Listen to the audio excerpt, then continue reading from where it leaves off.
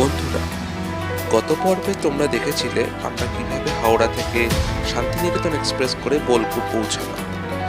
আজকে এই পর্বে তোমরা বোলপুর শান্তিনিকেতনের যে মূল আকর্ষণ বিশ্বভারতী, সেই বিশ্বভারতী আমরা আজকে ঘুরে দেখব।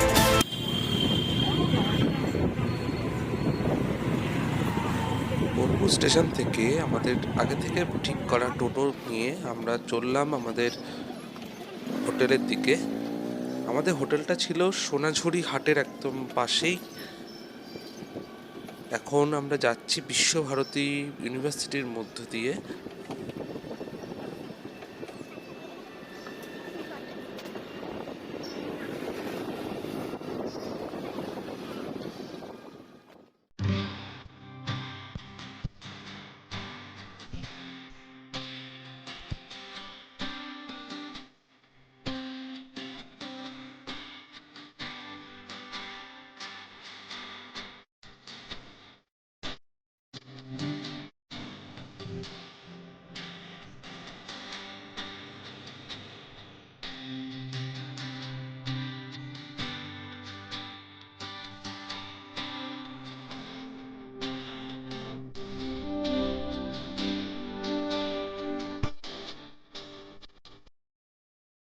এটা বোলপুর শহরের মূল চৌরাস্তা বলা যেতে পারে।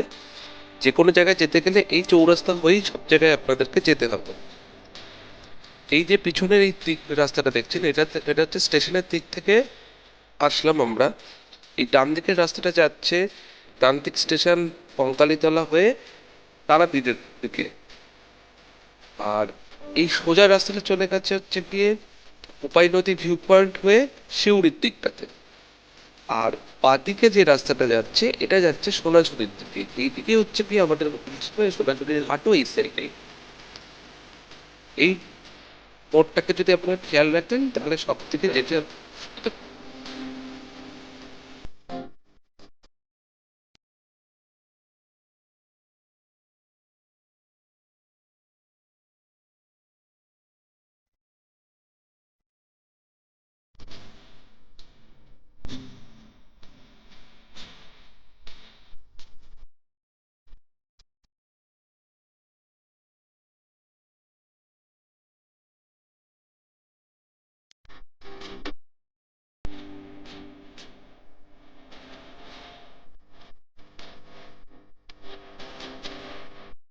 এটা হলো সোনাঝুরি হাটের দিকে যে রাস্তাটি যাচ্ছে সেই রাস্তা।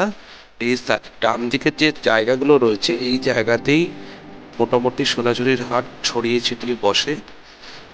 আজকে অনেক ফাঁকা যেহেতু শুক্রবার, তবুও সোনাঝুরি হাট দেখুন বেশ কিছু বিক্রেতারা তাদের জিনিসপত্র নিয়ে এসে বসেছেন আজকে শুক্রবার হলেও।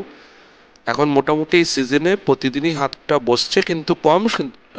শনি রোববার দিনটা একটুখানি বেশিই বসে।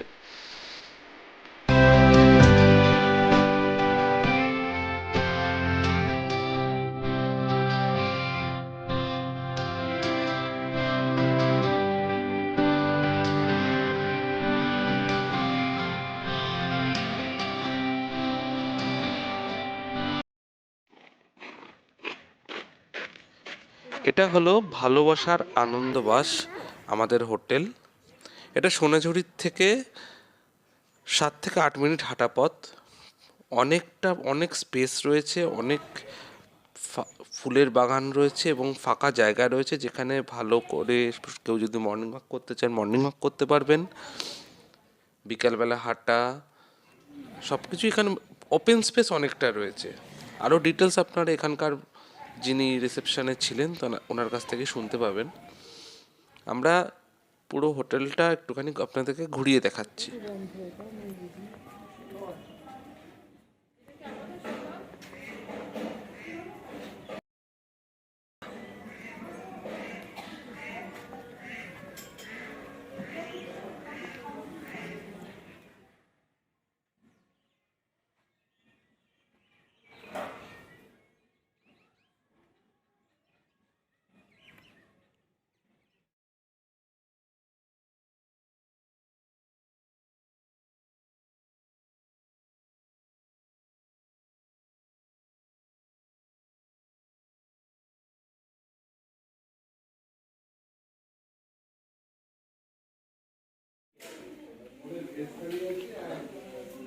এই রেস্ট হাউসে ডাবল বেডরুম, বিছানা চাদর ফাদর সব ভালোই পরিষ্কার আছে। এপাশে একটা ছোট টি টেবিল দেওয়া রয়েছে, বসে কাজ করতে পারবেন। চেয়ার রয়েছে একটা, লিকুইডেটার সব রয়েছে, টিভি রয়েছে।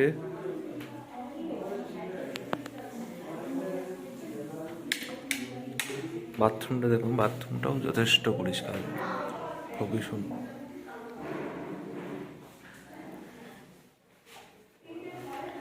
সব থেকে ভালো জিনিস যেটা, সেটা হচ্ছে ব্যালকনি।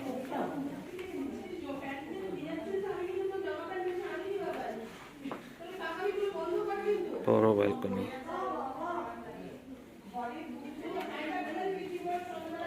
ভালোবাসার আনন্দবাস। আমি সত্যজিৎ বলছি ফ্রম ভালোবাসা আনন্দবাস। ভালোবাসা আনন্দবাস হোটেল হচ্ছে আপনার খুব প্রাইম লোকেশনে আছে। ফার্স্ট বলি বোলপুর স্টেশন থেকে অ্যারাউন্ড 6 কিলোমিটার, আর প্রান্তিকে যদি নামেন তো অ্যারাউন্ড 3 কিলোমিটার। আর খুব সোনাঝুরি হাটের খুবই কাছে, হাঁটা পথ, হার্ডলি 7-8 মিনিট সময় লাগে। আর আমার টোটাল এরিয়ার 50% হচ্ছে ওপেন স্পেস। এখানে ফ্যাসিলিটির মধ্যে কি আছে, আমাদের এসি রুম আছে, প্রত্যেকটা রুমে গিজার ফ্যাসিলিটি আছে। রুম সাইজ প্রায় 172 স্কোয়ার ফিট। আর আমাদের নিজস্ব রেস্টুরেন্ট আছে, সুস্বাদু রেস্টুরেন্ট, যেখানে আপনি আপনার যে খাবার খুবই পছন্দ হবে সব রকম আছে। ভেজ থালি আছে, তারপর ফিস অফ a la carte system, fish curry, chicken curry, egg curry, mutton curry, আর চাইনিজ আইটেম পেয়ে যাবেন এখানে আপনি, ফির নুডলস পেয়ে যাবেন। এছাড়া ব্রেকফাস্টের ফ্যাসিলিটি আছে, ইভিনিং স্ন্যাক্স আছে, ফির মর্নিং টি, ইভিনিং টি সব কিছুই পেয়ে যাবেন। আর আমার লোকেশনটা সোনাঝুরি হাট থেকে, যেটা আপনাকে এর আগেও বললাম, 6-7 মিনিটের হাঁটা রাস্তা। আর আমার চারিপাশে অ্যাম্বিয়েন্স খুব ভালো, মানে আপনাদের যারা গেস্ট আছে তারাই সবাই দেখি বলে থাকে যে না, আপনার পরিবেশটা খুবই ভালো। 50% ওপেন স্পেস থাকাতে আপনারা ওয়াক করতে পারবেন। আপনাদের যদি কারো বাড়িতে ছোট বাচ্চা আছে তারাও এনজয় করবে। আর এখন যদি আপনি আসেন মানে ডিসেম্বর, জানুয়ারি, ফেব্রুয়ারিতে, এখানে আমার ফ্লাওয়ার গার্ডেন পুরো ভালো আছে, দেখার সুযোগ পান। টিল এটা ফেব্রুয়ারি পর্যন্ত থাকে, তারপর তো জানেন যে ফুলের সিজন বেসিক্যালি উইন্টার সিজনেই হয়ে থাকে। আর এখানে ডাইরেক্ট বুকিং করতে পারেন। আপনি আমাকে হোয়াটসঅ্যাপে কল করে বা হোয়াটসঅ্যাপে ডিটেলস দিয়ে আপনার নাম, booking name, check in date, check out date, আপনাকে আমি ট্যারিফটাও ব্রিফ করে দেবো তখন। আর বুকিংয়ের প্রসিডিওর হচ্ছে টোটাল 1 ডে যদি করেন তো 100% পেমেন্ট করতে হয়। আদারওয়াইজ যদি মোর দেন 1 ডে হয়, সেক্ষেত্রে আমরা কি করি, টোটাল পেয়েবল অ্যামাউন্টের উপরে 50% পেমেন্ট নিই। আর আমাদের পুরো বিল্ডিংটা গ্রাউন্ড ফ্লোর অ্যান্ড ফার্স্ট ফ্লোরের উপরে স্প্রেড আছে। আচ্ছা, ওয়াইফাই সিস্টেম? আমাদের এখানে wifi free, car parking facility আছে। আপনার যদি ড্রাইভার্স আছে তো আপনি আগের থেকে বলেন, তাহলে আমি ড্রাইভার্স অ্যাকোমোডেশন করে দিতে পারবো, but that is also chargeable. 24 hours power backup আছে।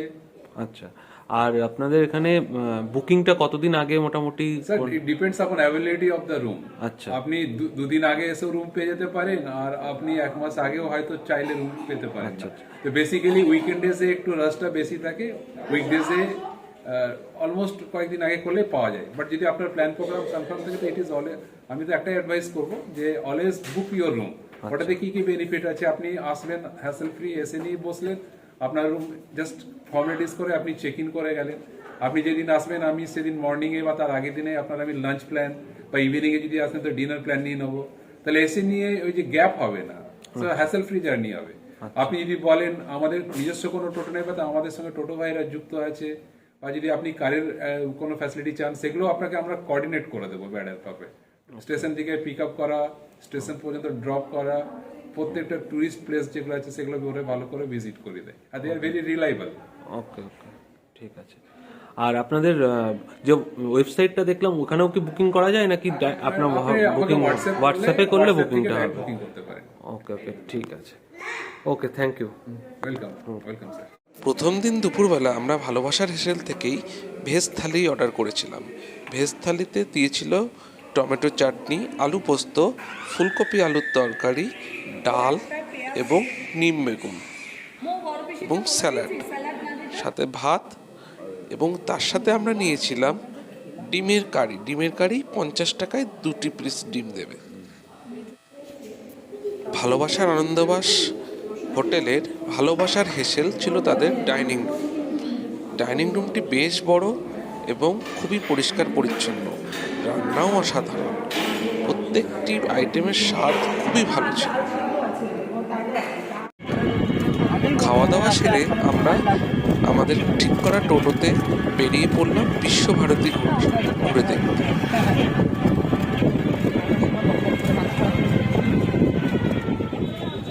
এই বিশ্বভারতী মিউজিয়ামে ঢুকতে গেলে বাচ্চারা এবং স্টুডেন্টদের লাগবে 10 টাকা এবং অন্যান্যদের লাগবে 70 টাকা করে টিকিট।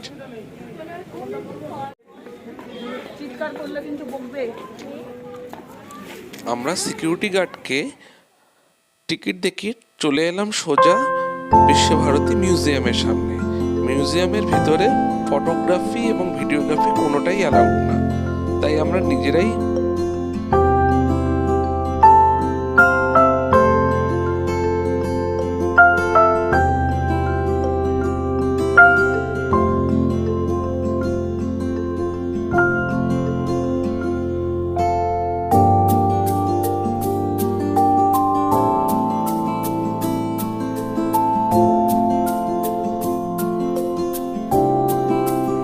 মিউজিয়ামটা ঘুরে খুব ভালোই লাগলো। সত্যি কথা বলতে মিউজিয়ামটা ঘুরতে কিন্তু প্রায় একটা দিন সময় হাতে নেওয়া দরকার, কারণ ওখানে অনেক কিছু জানার এবং অনেক কিছু বোঝার জিনিস রয়েছে। এবার আমরা চললাম রবীন্দ্রনাথ ঠাকুরের ব্যবহৃত 4টে বাড়ি দেখবার জন্য। যাওয়ার পথেই এত সুন্দর সুন্দর বট গাছ এবং অন্যান্য গাছ দেখলাম, যা দেখে মনটা ভরে গেল। 1927 সালে রবীন্দ্রনাথ ঠাকুর সুরেন্দ্রনাথ কর মহাশয়ের সাথে জাভা ঘুরতে যান। সেখান থেকে ফিরে আসার পরে তিনি ঠিক করেন শান্তিনিকেতনের উত্তরায়ণ অঞ্চলে উনি আরেকটি বাড়ি তৈরি করেন। এই বাড়িটির নামই হচ্ছে উদয়ন। এই বাড়ির কনস্ট্রাকশনের সমস্ত দায়িত্ব নেন রবীন্দ্রনাথ ঠাকুরের নিজের পুত্র রথীন্দ্রনাথ ঠাকুর। এই বাড়িটির অনুকরণ সম্পূর্ণভাবে জাভা অঞ্চলের যে বাড়িঘরগুলো আছে তার সেই অনুকরণে তৈরি। এই বাড়িটির কনস্ট্রাকশন ওয়ার্ক চলেছিল 1938 সাল পর্যন্ত এবং এর ডেকোরেশনের দায়িত্ব নিয়েছিলেন জাপানের এক আর্টিস্ট, তার নাম হচ্ছে কোনা সুসন।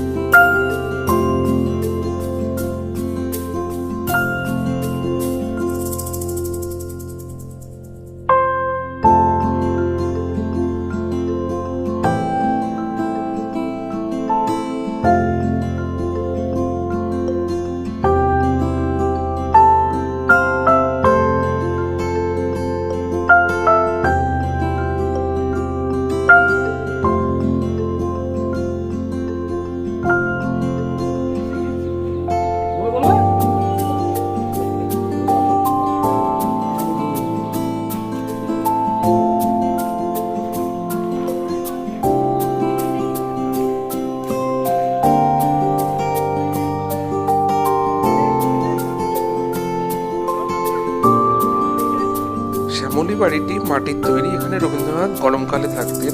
গান্ধীজিও যখন ওনার সাথে দেখা করতে এসেছিলেন তখন এই শ্যামলী বাড়িতেই ছিলেন।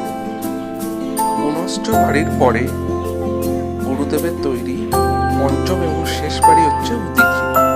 এই উদিচি বাড়িটি প্রথমে কেবলমাত্র উপরতলাটি তৈরি হয়েছিল, কিন্তু তাতে গুরুদেবের ভালো লাগছিল না, যেহেতু মাটির সাথে কোনো সংস্পর্শ নেই, তাই পরবর্তীকালে নিচের তলাটি তৈরি হয়। এই উদিচি বাড়ির প্রথম যখন ছিল তখন পিলারের উপরে এই উপরের তলাটি ছিল শুধু, তারপরে নিচের তলাটি তৈরি হয়।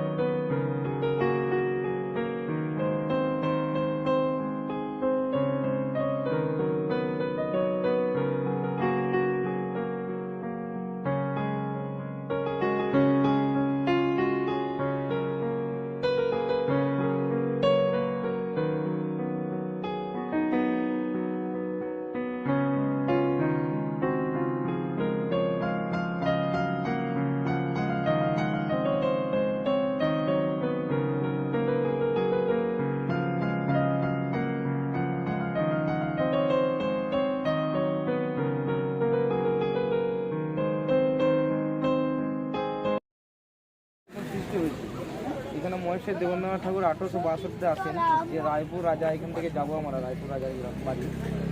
রায়পুরের রাজা, রায়পুর গ্রামটার নাম, ওই রাজা ছিলেন লর্ড ভুবন সিংহ রায়। তা উনি ব্রাহ্ম সমাজে তখনকার দিনে দেখতেছিলেন বলেন রবীন্দ্রনাথের পিতাকে চিঠি পাঠিয়েছিলেন আসার জন্য। উনি এসেছিলেন 1862, উনি এসেছিলেন জলপথে, ওনার জাহাজ থেকে কাটোয়া থেকে দাঁড় করানো হয় এবং কাটোয়া থেকে এই পথ ধরে পালকি নিয়ে যাচ্ছিলেন। পালকি নিয়ে যখন যাচ্ছিলেন এত শান্তিনিকেতনে কিছু গাছপালা ছিল না। এই জোর বড় বেদির মতো জায়গাটা দেখছেন, এই বড় বেদির মতো জায়গায় 2টি ছাতিম গাছ ছিল। তা উনি কাহারদের বলেছিলেন আমার পালকিটাকে একটু সৈকতের জায়গায় নামা, আমি একটু জল পান করি।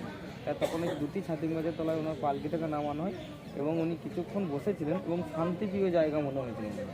ওই জন্য যখন রায়পুরের রাজাকে যখন বললেন, বললেন আমি আস্তে আস্তে 2টি ছাতিম গাছের তলায় বসেছিলাম, ওই জায়গাটি কার এবং একটু খোঁজ নিয়ে দেখবেন, ওই জায়গাটা আমার খুব শান্তিপ্রিয় মনে হয়েছে এবং ওই জায়গাটা হচ্ছে আশ্রম মাছ। তা বলেছিল ওই জায়গাটি আমারই জায়গা, আপনার যতটা প্রয়োজন আপনি নিতে পারেন, তার জন্য কোনো অর্থ করে কিছু লাগবে না। বলেছেন না আমি তো ব্রাহ্মণ সমাজের মানুষ, রবীন্দ্রনাথের পিতা বলেছিলেন আমি ব্রাহ্মণ সমাজের মানুষ, আমি কোনোদিন কারোর কাছে বিনা পয়সায় কোনো জিনিস নিয়ে নিই। তা তখনকার দিনে 1862 16 আনার বিনিময়ে 20 বিঘা জায়গাটা শান্তিনিকেতনে কিনেছিলেন 5 টাকার খাজনার ওপর, কলকাতা হাইকোর্ট থেকে রেজিস্ট্রি করেছিলেন তখনকার দিনে। এইখান থেকেই শান্তিনিকেতন, ওই যে যখন রবীন্দ্রনাথের পিতা যখন মারা গেছিলেন তার আগে উনি বলে গিয়েছিলেন যে যখন আমি মারা যাব আমার অস্তিত্ব যেন শান্তিনিকেতনে সমাধি দেয়। আজও ওনার অস্তিত্ব শান্তিনিকেতন সমাধি দেওয়া আছে, ওইটা হচ্ছে ওনার অস্তিত্ব সমাধি রবীন্দ্রনাথের পিতা। এবং রবীন্দ্রনাথ ঠাকুর সর্বপ্রথম 5 জন বাচ্চা নিয়ে 1901 সালে স্কুলটা করেছিলেন এই ছেলে। তার মধ্যে ওনার বড় ছেলে ছিল রতন এবং ওনার 3 মেয়ে এবং 2 ছেলে, তার মধ্যে ওনার বড় ছেলে সাথে বেঁচে ছিল, বাদ বাকি সবাই মানে। এবং আমাদের 7ই পৌষ মেলা এইখান থেকে এবং বসন্ত উৎসব, হ্যাঁ প্রার্থনা হয়েছে উপাসনাকে, এবং 7ই পৌষ বসন্ত উৎসব সমস্ত সব কিছু এখান থেকে শুরু। এইটা হচ্ছে স্বাধীনতলার মেন জায়গা। এই জায়গা থেকে সব বইতালিগুলো হয় এবং 7ই পৌষ আসবেন মানে 23শে ডিসেম্বর সকাল 7টা থেকে বইতালিগুলো সব এইখানেই হয়। এখন মেলাটা হতো, যখন মেলাটা শুরু করেছিলেন কোভিডের পর থেকে পুরো বন্ধ। এইটা 2004-এ বন্ধ করে দিয়েছিল, ডিসেম্বরের মাসে যখন নোবেলটা শুরু হয় 2004-এর পরে এগুলো সমস্ত বন্ধ করে দেয়। আর কোভিডের পর থেকে আশ্রমের ভেতরে বকুলবর্তী, ঘণ্টাতলা, অম্রকুঞ্জ যেগুলো আছে, গৌরাঙ্গন মাঠ, ওইটা ঢোকা যেত, ওইটা কোভিডের পর থেকে বন্ধ করে দিয়েছে। সমস্ত সব কিছু এখান থেকে ঢোকা যেত, সব কিছু এখানেই হতো। এখানে সত্যজিৎ রায়টা ছড়া আছে, পালকি চলে, গগন তলে, আগুন জলে, ছড়াটা এখান থেকে এলাকা সমস্ত সব কিছু এই ছাদের তলে। 1913 সাল, 1901 সাল থেকে 1912 সাল পর্যন্ত ওনার খুব খারাপ জীবনগতি করে। 1913 সালের এই শান্তিনিকেতনের নাম ছিল শান্তিনিকেতন ব্রাহ্ম আশ্রম। 1913 সালে গীতাঞ্জলি কাব্য লেখার পর যখন নোবেলটা পেয়েছিলেন তখন শান্তিনিকেতন নাম হয়ে যায় শান্তিনিকেতন বিশ্বভারতী বিশ্ববিদ্যালয়। এটার নাম হচ্ছে স্বরলিপি। এটা আমরা সাধারণত গান মানটা শিখতে গেলে সা রে গা মা পা ধা নি সা শিখি, তো আমার মুখের চোয়ালটা যেরকম হবে সেরকম ভাবে তৈরি করেছিলেন, সা রে গা মা পা ধা নি সা। আচ্ছা আচ্ছা, গুড। 2 বছর বয়স তখন গুরুদেব নামটা দিয়েছিলেন অমর সেন। 80 সেন লেখা আছে সামনে পিলারটা, 80 সেন। ওনার বাবার নাম ছিল আশুতোষ সেন, মায়ের নাম ছিল অমিতা সেন।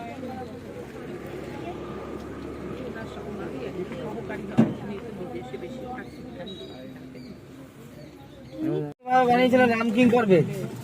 এটা হচ্ছে গ্রাম ছাড়াও রাঙামাটির পর একটা আদিবাসী পরিবার এক গ্রাম থেকে অন্য গ্রামে কিভাবে চলে যাচ্ছে সেইভাবে রামকিঙ্কর বেশ তৈরি করেছিলেন, সেম টু সেম ভাবে। দেখুন বাঁকে করে একদিকে তার সমস্ত জিনিসপত্র আছে এবং একদিকে তার বাচ্চা আছে সামনে, এবং 2 স্বামী স্ত্রী, স্ত্রীর মাথায় আছে ঝুড়ি এবং তালের তলায়, এবং সঙ্গে একটা কুকুর আছে এবং সিঁড়ি করে একটা বাচ্চা আছে, এবং কতটা কানতে হেলতে পারে এরকম ভাবেই রামকিঙ্কর বেশ তৈরি করেছিলেন যে এক গ্রাম থেকে অন্য গ্রামে পায়ে হেঁটে যাতায়াত করতে পারে মানুষ। তখন তো বাস ট্রেন কিছু ছিল না, তা উনি এইভাবে তৈরি করেছিলেন। প্রথমে লোহার স্ট্রাকচার তৈরি করে নিয়ে 2 ফুট দূরে থেকে ছুঁড়ে তৈরি করেছিলেন। তখন গুরুদেব বেঁচে ছিলেন। এটা যখন তৈরি করেছিলেন 1938-এ, তখন গুরুদেব বেঁচে ছিলেন, কিন্তু ওইগুলো যখন তৈরি করেছিলেন তখন গুরুদেব বেঁচে ছিলেন না। কিন্তু কলা ভবন, সঙ্গীত ভবন যখন করে গিয়েছেন উনি, তখন গুরুদেব বেঁচে ছিল। শিক্ষা ভবন, বিনয় ভবন যখন এগুলো ডিপার্টমেন্টগুলো হয় তখন কিন্তু গুরুদেব ছিল না।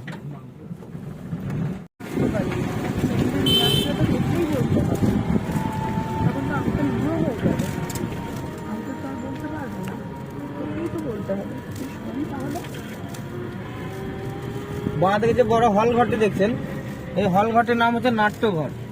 এই হল ঘরটি খোলা হয় 25শে বৈশাখ, 22শে শ্রাবণ, নন্দন মেলা যখন আমাদের 1 ডিসেম্বর এবং 2 ডিসেম্বরে নন্দন মেলা হয় কলা ভবনে। যে কলা ভবনের ডিপার্টমেন্টের ছাত্ররা যারা নিজেরা হাতের কাজ তৈরি করে এবং ওনারা মেলাতে সৌন্দর্য করে সাজায়, ওই মেলাটার সময় এই হলটি খোলা হয়।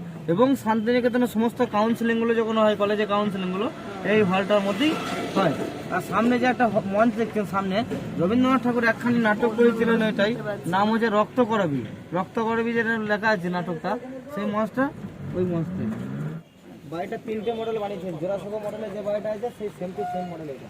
জোড়াসাঁকো বাড়িটা যে বড় এবং এটাতে ছোট, এটা 3টে মডেলে বানানো আছে। মন্দির, মসজিদ, গির্জা। জোড়াসাঁকো যেটা আছে সেইটা এই বাড়িটা সেম টু সেম। মন্দির, মসজিদ, গির্জা সামনে যে ট্যাচুটা বললাম না, ওই যে ট্যাচুটা, ওদের নাম হচ্ছে এখন এগুলো সব বন্ধ।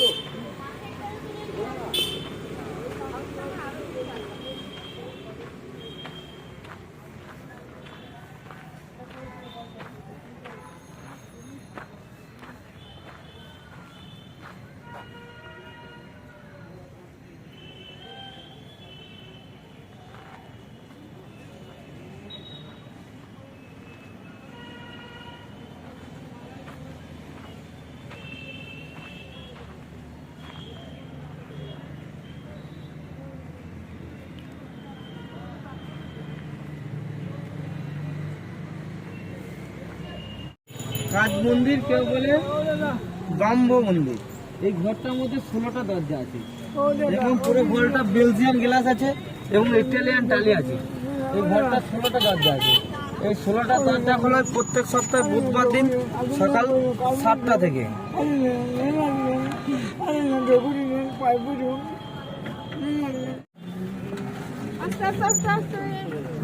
এই ডান দিকে বাড়িটা দেখছেন, খড়ের চাল মাটির বাড়ি। দেখুন, খড়ের চাল মাটির বাড়ি।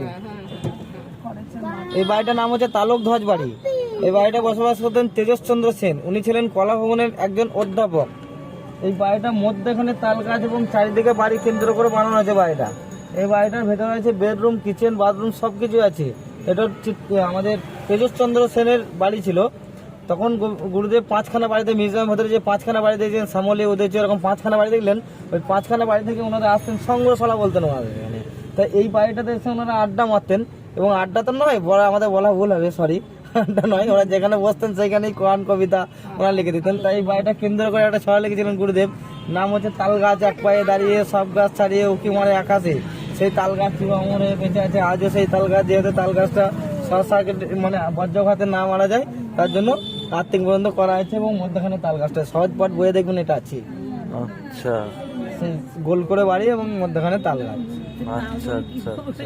এবং এই বাড়িটা বর্তমানে এখন কারুসঙ্গ কেন, শান্তিনিকেতন দেখবেন হ্যান্ডবাটিকের কাজ হয়, হ্যান্ডবাটিক ছাপা হয়। সেই কাজটা করে এখানে কারা করে, যারা পাটভবনের রিটায়ারমেন্টের মহিলারা আছে তারা সেই কাজটা এখানে করে। মঙ্গলবার এবং শুক্রবার বেলা 9টা থেকে 12টা অবধি করে, কিন্তু এখন বন্ধ আছে পুরোপুরি সব। যখন আমাদের প্রাইম মিনিস্টারে যখন আসেন, তখন এইখানে উত্তরীয়গুলো নিয়ে এগুলো সম্পাদনা জানানো হয় ওনাদের। নাম হচ্ছে 3 পাহাড়ি বটগাছ।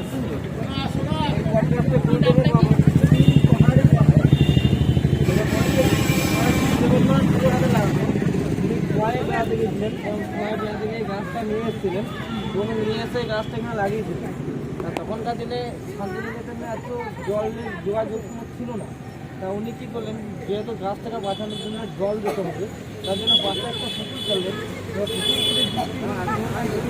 তার গাছটা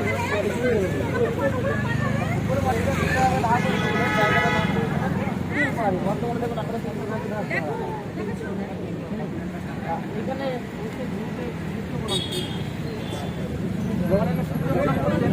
এখানে বসে অনেক ছড়া কবিতা লিখেছেন। তার মধ্যে একটা জানেন কি, তোমার পাড়া গরু গাড়ি বোঝাই করা গাড়ি চালায় বন্ধু মতন সঙ্গে যায় সঙ্গে মতন। এই 4 লাইন ছাড়া উনি এখানে বসে লিখেছিলেন গুরুদেব। শুধু গুরুদেব এখানে ছবি লেখেননি, লিখেছিলেন কাজী নজরুল ইসলাম। ওনার বাড়ি ছিল বর্ধমান জেলার চুরুলিয়া গ্রাম। উনি একটা পুকুরে পার উদ্দেশ্য করে লিখেছিলেন যে বাবুদের তাল পুকুরে হাবুদের ডাল পুকুরে। এই ছড়াটা লেখা আছে কাজী নজরুল ইসলাম। এই পুকুরটা পাড়টা উদ্দেশ্য করে এই ছড়াটা উনি লিখেছিলেন। এবং সেটা এই পডকাস্টটা শান্তিনিকেতনে নয়, আপনার আমার বাড়িতেও ঘরে ঘরে দেখতে পাওয়া যায়।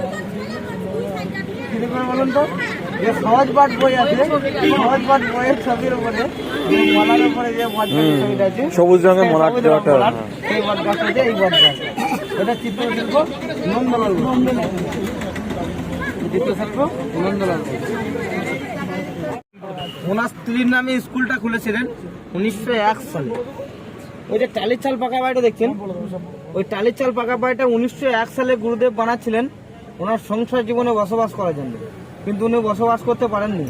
1902 সালে ওনার স্ত্রী মারা যান কলেরিয়া আক্রান্ত হয়ে কলকাতার জোড়াসাঁকো বাড়িতে।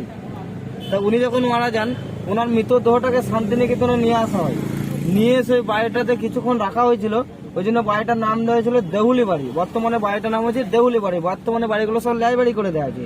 এই বাড়ি থেকে লেখা আছে রবীন্দ্রনাথ ঠাকুরের গোড়া উপন্যাস। এবং ওনার স্ত্রীর নাম কি ছিল? ওনার স্ত্রীর তো মৃণালিনীর নাম ভালোবেসে দিয়েছিলেন। ওনার অ্যাকচুয়ালি আসল নাম কি ওনার স্ত্রীর? ওনার স্ত্রীর নাম হচ্ছে ভবতারিণী। যেহেতু শান্তিনিকেতনের মধ্যে আমাদের কোনো মূর্তি পূজা হয় না এবং ভবতারিণী হচ্ছে মা কালীর নামের নাম, ওই জন্যে উনি নামটা পছন্দ করতেন না, নামটা চেঞ্জ করে উনি দিয়েছিলেন মৃণালিনী। ভালোবেসে মৃণালিনী মৃণালিনী করে ডাকতেন, ওই জন্য নামটা দিয়েছিলেন মৃণালিনী। এই যে ছোট ছোট বেদিগুলো দেখছেন, এই বেদিগুলোতে টিচারগুলো বসে এবং এটা KG1 KG2 পড়াশোনা করানো হয়। এটা হচ্ছে মৃণালিনী আনন্দ পাঠশালা, এটা আনন্দ পাঠশালা, এটা হচ্ছে পাঠও হবে।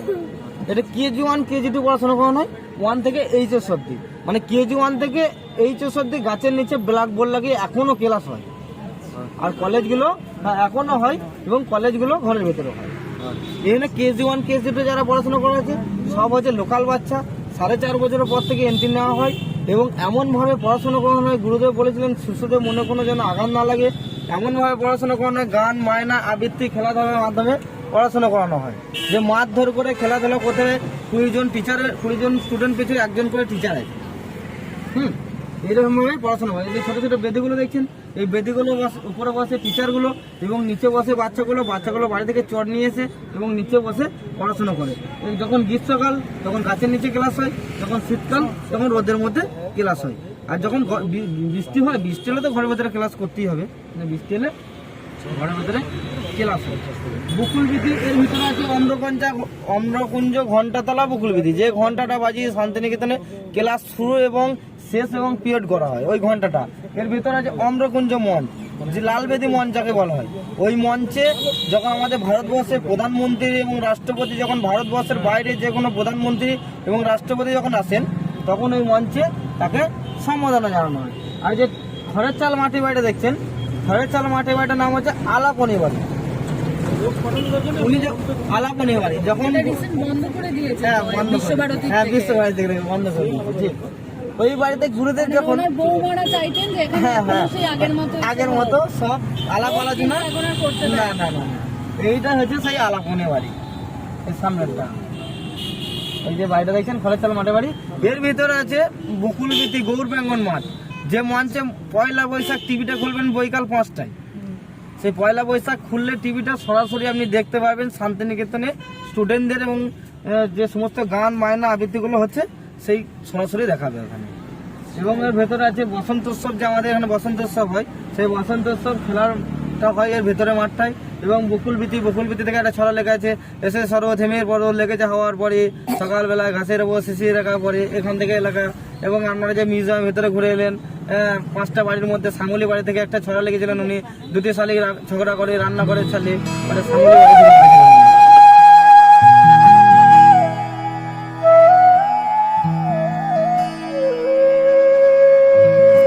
এই ছিল আমাদের বোলপুর ভ্রমণের 2য় পর্ব। এরপরে আমরা নিয়ে আসবো বোলপুরের আরো অন্যান্য জায়গা, কিভাবে আমরা ঘুরলাম, কেমন লাগলো, কি কি দেখলাম সেগুলো। সঙ্গে থাকুন। ভিডিও ভালো লাগলে সাবস্ক্রাইব করবেন, লাইক করবেন, শেয়ার করবেন। খুবই তাড়াতাড়ি ফিরে আসছি।